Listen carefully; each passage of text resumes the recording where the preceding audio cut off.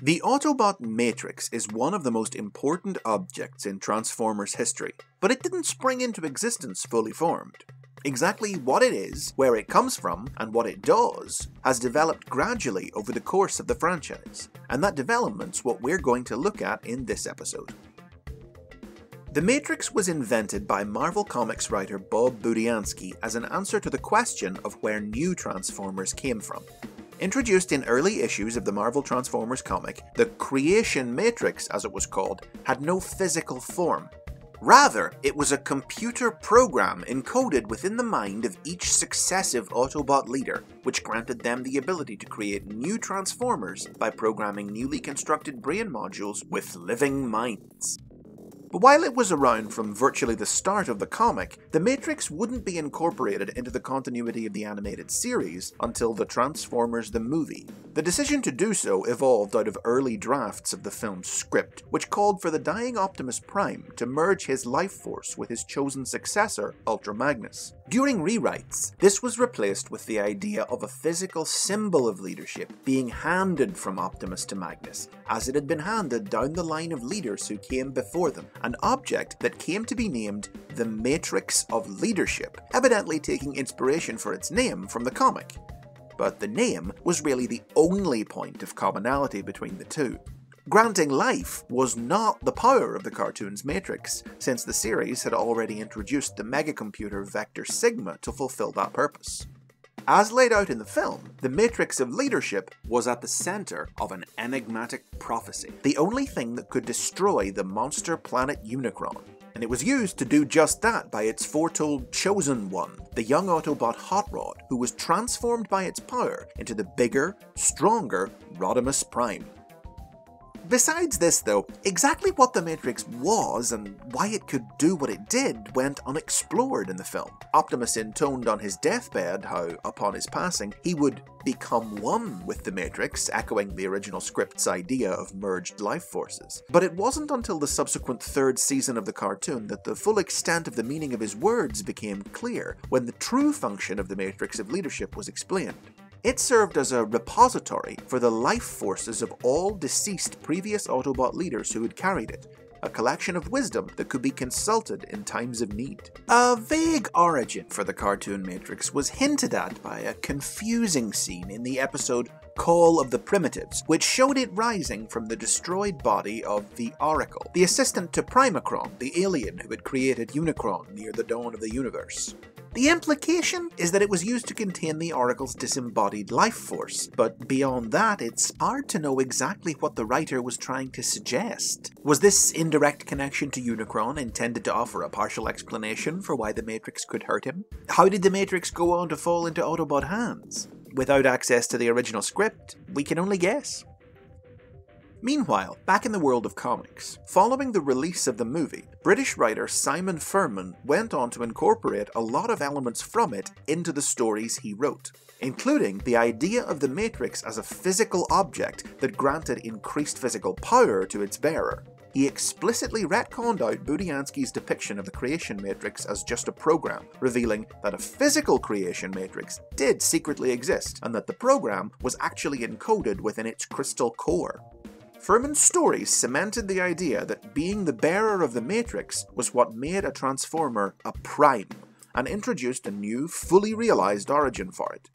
The Matrix was, in fact, the essence of Primus, the god who had created the Transformers, explaining both its ability to grant life, and why it was the antithesis of Unicron, who was Primus's evil opposite.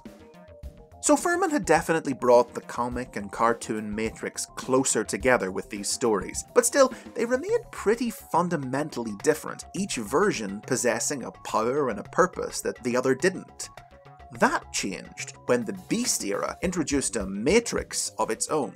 Not a thing, but a place, one of several names used to refer to an extra-dimensional realm from which all Transformer life forces came, and to which they returned when they died. Dreamwave Productions comic books built on what the Beast cartoons seemed to imply. Rather than contain anything, the physical Matrix object was, in fact, a gateway to this afterlife Matrix realm, and a conduit for its power. Both the life-giving powers of the Marvel Comics Matrix and the cartoon Matrix's role as the resting place of past leaders were at last reconciled, both able to be tied to the features of the Matrix dimension. And a few years later, to complete the circle, Japanese media even went back to that confusing scene from Call of the Primitives and introduced the idea that Primacron's assistant was the cartoon universe's version of Primus, tying everything together at last. And that's basically how we've understood the Matrix to work ever since. Although of course each new piece of media that features it does tend to vary on how deep it gets into all this lore. A lot, like the Unicron trilogy for instance, stick to just the classic G1 cartoon portrayal of it as a storehouse of wisdom, but others, like IDW Publishing's comic books, add the life-giving abilities on top of that. At times, its key role is just to serve as a last-minute power-up for its bearer, usually Optimus, giving them a super-powered boost to win the day. Occasionally, it's even guilty of being employed as even more of a plot device than it already is, with its energy being depicted as capable of doing random, magical things in the name of quickly resolving a story. The worlds of the live-action movies and Transformers Animated, meanwhile, seemed at first to do away with the Matrix entirely, replacing it instead with the Allspark, a different ancient mysterious object which possessed both the ability to grant life and a reserve of knowledge and wisdom, which apparently only wasn't called the Matrix because of the famous film of the same name. Now, that reluctance to use the name didn't last though, because within 2 years, both continuities had destroyed the Allspark and introduced the Matrix to replace it. The aligned continuity initially split the difference by presenting the Matrix and the Allspark as two separate, concurrently existing objects. The Matrix contained the wisdom of past primes, while the Allspark was the one with the power to create life. But at the end of the Transformers Prime cartoon, the Allspark was absorbed into the Matrix, uniting them as one. Both the Aligned and IDW continuities have surrounded the Matrix's beginnings with new myths and legends too, variously claiming that it was originally the gem that once adorned the hilt of the Star Saber sword wielded by Prima, the first Prime, or the crystal prison of Solomus, the Cybertronian god of wisdom. And whether these stories are true or not is, at least for now, up to the reader to decide. But in both these versions, rather than pass from leader to leader, as in classic media, the Matrix was hidden away for generations, only rediscovered after millions of years by Orion Pax, who was transformed by it into Optimus Prime, the first true Prime to have existed since the originals. Now, the Autobot Matrix isn't the only Matrix in Transformers lore. Multiple objects of power have used the word as part of their name, sometimes inspired by and cast in the image of the original. Most notably, there have been evil anti-matrices that channeled the power of Unicron instead of Primus. And the multiple Energon matrices introduced in the Japanese Beast-era cartoons, Beast Wars 2nd and Beast Wars Neo. An Energon matrix is a power source given to Autobots and Maximals of the Convoy rank as a symbol of leadership, like the original, capable of supercharging them in moments of great need. But none of these imitation matrices will ever replace the original.